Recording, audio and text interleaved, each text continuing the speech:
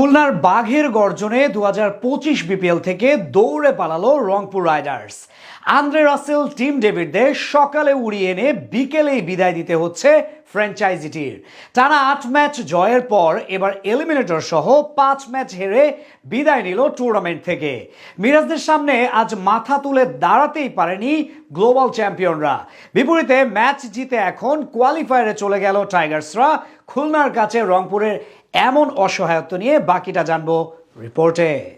মিরপুরে রীতিমতো ঝড় বয়ে গেল। শীতের আকাশে এমন ঝড় এবারই প্রথম দেখলো বিপিএল ভক্তরা। তবে সেটা আন্দ্রে রাসেল কিংবা ওজি পাওয়ার হিটার টিম ডেভিডের ব্যাটিং ঝড় না, সেটা ছিল খুলনা টাইগার্সের বোলারদের তাণ্ডব চালানো বোলিং পারফরম্যান্স। আজ মিরপুরে প্রথম এলিমিনেটর ম্যাচে মাঠে নামার আগেই দুই দলের একাদশে আসে বড় রদবদল। রংপুরের হয়ে মাঠে নামেন 3 বিদেশি জেমস ভিন্স, আন্দ্রে রাসেল ও টিম ডেভিড। অন্যদিকে খুলনা টাইগার্সের জার্সি গায়ে আসেন 2 ক্যারিবীয় তারকা শিমরন হেটমায়ার ও জেসন হোল্ডার। নামের ভারে শক্তিশালী একাদশ নিয়ে নামলেও টস জিতে ব্যাটিং এ এসে বড় বিপদে পড়ে রংপুর রাইডার্স। ইনিংসের প্রথম ওভারের ঠিক দ্বিতীয় ডেলিভারিতেই 2 ওপেনার জেমস ভিন্স ও সৌম্য সরকারের মাঝে ভুল বোঝাবুঝির সৃষ্টি হয়। এরপর মোহাম্মদ নওয়াজের থ্রুতে রান আউটে কাটা পড়েন সৌম্য সরকার। তিনি ফিরেন কোনো বল মোকাবিলা না করেই। পরের ওভারেই প্যাভিলিয়নের পথ ধরেন রংপুরের ইংলিশ ওপেনার জেমস ভিন্স। 7 বল খেলে মাত্র 1 রান করে তিনি ফিরেন নাসুমের হাতে ক্যাচ দিয়ে। ব্যাটিং অর্ডারে পরিবর্তন এনে 4 ও 5 ব্যাটিং করতে আসেন শেখ মাহাদি ও মোহাম্মদ সাইফুদ্দিন,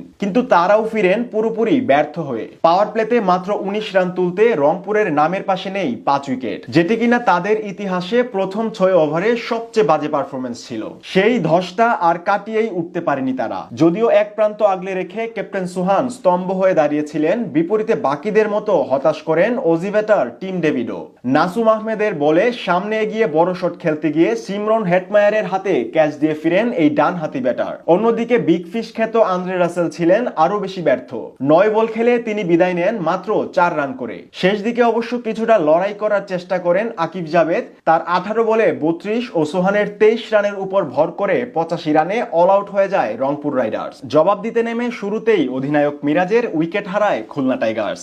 আকিব জাভেদের ফুলার লেংথের ডেলিভারিতে ডিরেক্ট বোল্ড হয়ে সাজঘরে ফিরেন এই ব্যাটার। সেই বিপদকে অবশ্য বেশি গভীর হতে দেননি বাকি 2 ব্যাটার নাইম শেখ ও অ্যালেক্স রোশ। ছোট টার্গেট তাড়া করতে এসে দুজনেই বেশ দেখে শুনে সামলাতে থাকেন রংপুরের বোলারদের। চতুর্থ ওভারে শেখ মাহিদিকে টানা 2টি ছক্কা ও একটি 4 মেরে পুরোপুরি চাপ কমায় নাইম শেখ। পাওয়ার প্লে শেষে তাদের স্কোর দাঁড়ায় 51 রানে, অর্থাৎ বাকি 14 ওভারে প্রয়োজন ছিল মাত্র 35 রান।